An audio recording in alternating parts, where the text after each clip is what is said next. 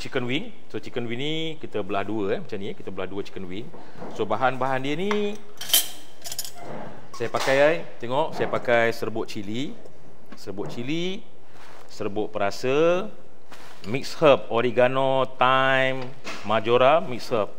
Ni terpulang kepada you all lah. Kalau nak bubuh apa-apa ke, nak bubuh jintan manis ke ketumbar ke, terpulang pada kreativiti masing-masing. Saya ada sedikit gula, kemudian black pepper crush dan sedikit bawang putih, sedikit bawang putih dan garam, sedikit garam, saya terlupa. Dan kita masukkan sedikit garam. Saya masukkan sedikit garam. Okey. Dan kita masukkan minyak. Minyak sebaik-baiknya kalau kita nak perap lama, kita pakai minyak jagung. Alright. So perapan ni kalau nak sedap lagi, kalau kita buat seekor kambing ke ataupun rib ke, dia punya mixture, kalau rib, sebelah rib ni dalam 12 jam. Kalau kambing ni seelok-eloknya 24 jam perapan dia. Kalau kambing ni you boleh masuk serbuk kari, serbuk hitam manis lah. Kemudian kita just kacau macam ni. Kita kacau saja. Saya tambahkan sedikit lagi minyak. Minyak ni jangan buat awal-awal. Masa nak perap kita masukkan minyak. Kita masukkan minyak, sementara tu saya panaskan frying pan dia. Kita kacau.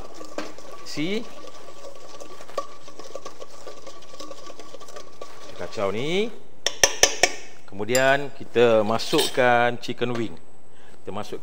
Ni. Okey. Kita masukkan chicken wing dan kita perap. Dan kita cuma gaul macam ni je. Okey. Kita gaul macam ni. Okey. Kita gaul macam ni je.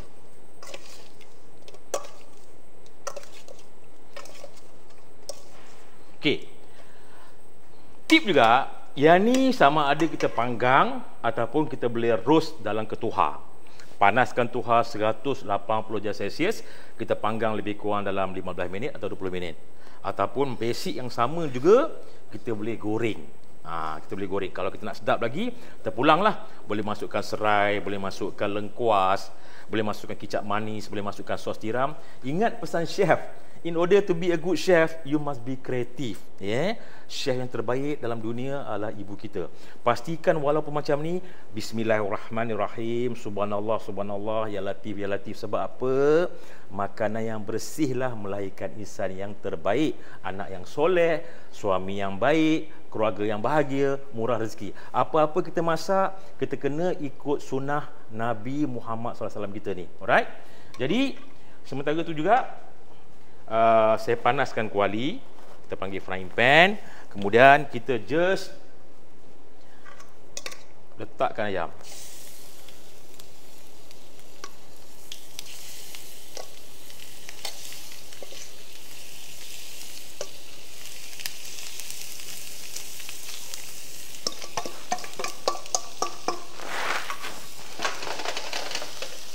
Jadi, saya nak bagi petua juga, apabila kita panggang daging, kita panggang ayam, jangan terlampau masak. The best is medium.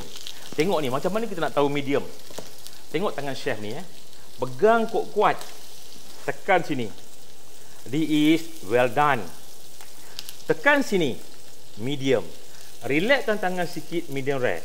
Saya nak bagi petua kepada adik-adik yang masuk pertandingan memasak. Right? Kalau kita masak daging untuk competition, seloknya kita buat medium. Bila kita buat medium tu dia juicy, dia cantik, dia juicy.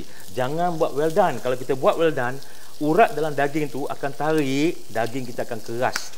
Jadi apabila kita nak serve daging tu, selok-eloknya, right? Dan sambil-sambil tu kita alih ayam kita ni.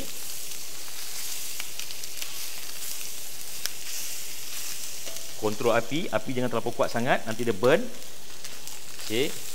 Kalau kita panggang menggunakan bara api, biar kalau kata bara tu api tengah menyala kuning, jurus air, siram air biar bara tu putih, barulah kita panggang. Jarak dia jauh, jangan dekat-dekat. Kalau dekat-dekat, nanti luar masak, dalam tak masak, dia akan hangus. Alright?